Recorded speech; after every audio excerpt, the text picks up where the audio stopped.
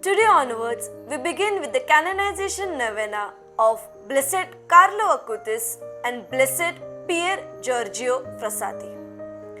Blessed Carlo Acutis' feast day is on October 12th. Blessed Pier Giorgio Frassati's feast day is on July 4th. Why pray the Blessed Carlo Acutis and Blessed Pier Giorgio Frassati's canonization novena? Blessed Carlo Acutis is known as the patron saint of the internet because of his passion for programming and because he electronically catalogued a list of Eucharistic miracles. You can also pray for his intercession to help you grow closer to Christ in the Eucharist and to serve the poor as he did. Blessed Pier Giorgio Frassati does not have an official patronage. However, he lived recently and died young. Many Catholic young adults seek his intercession for this reason. His dedication to the poor also makes him a great candidate for prayers for humility and for the poor. His own illness leads others to pray to him for joy and suffering. You can pray the Blessed Carlo Acutis and Blessed Pier Giorgio Frassati canonization novena for any intention.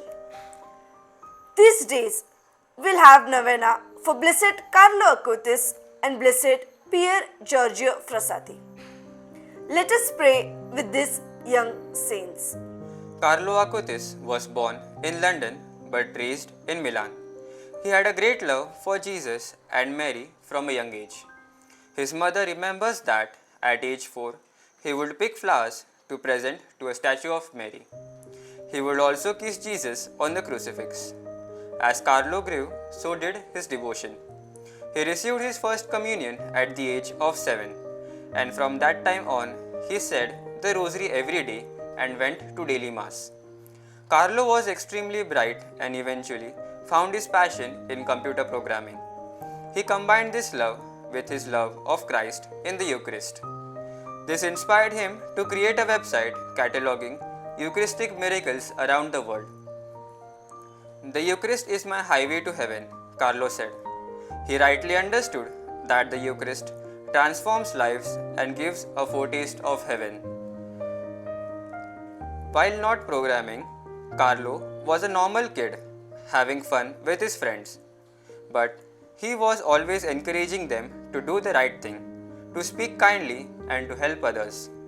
He and his mother would volunteer with the homeless, taking them blankets and food, and he would encourage his friends to join them.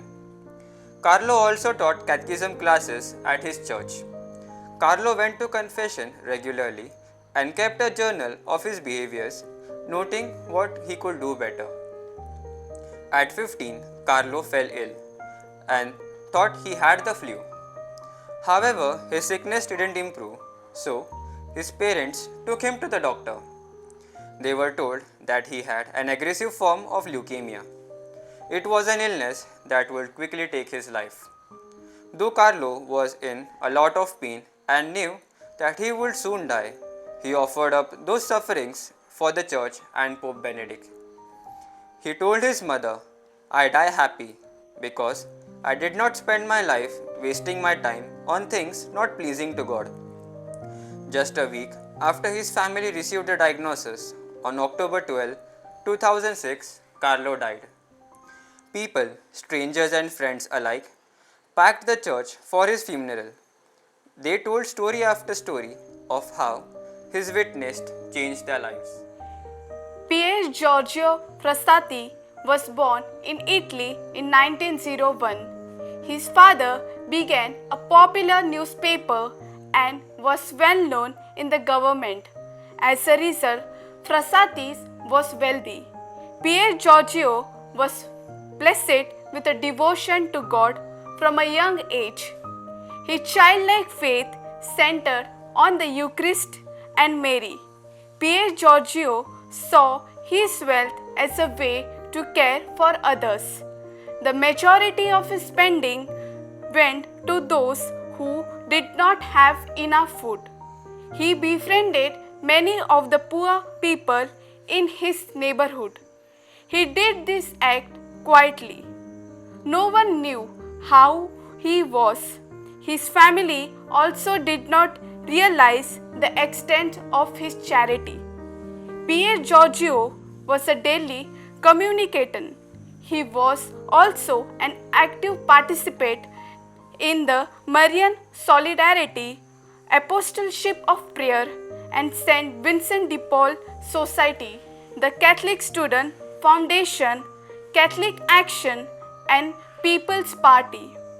Pier Giorgio was a college student in Italy. His major was mining engineering. Pier Giorgio's other passion included mountain climbing, art and music, attending the theatre or opera. When he was 24, Pier Giorgio fell ill with polio. Doctors believed he got sick from the poor he served.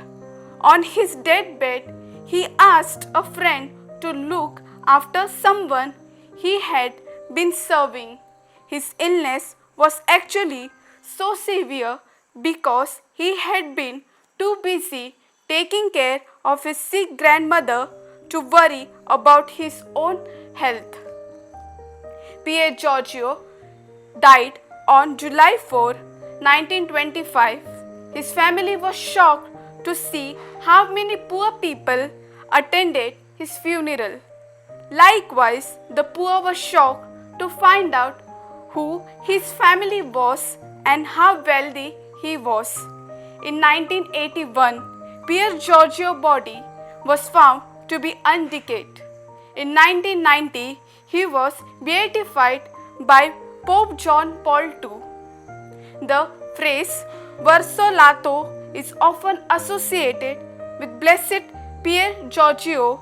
It means toward the top. Pier Giorgio wrote this on the back of a photo of his last mountain climb. It is fitting for his holy young man, for he was always tried to become closer to God.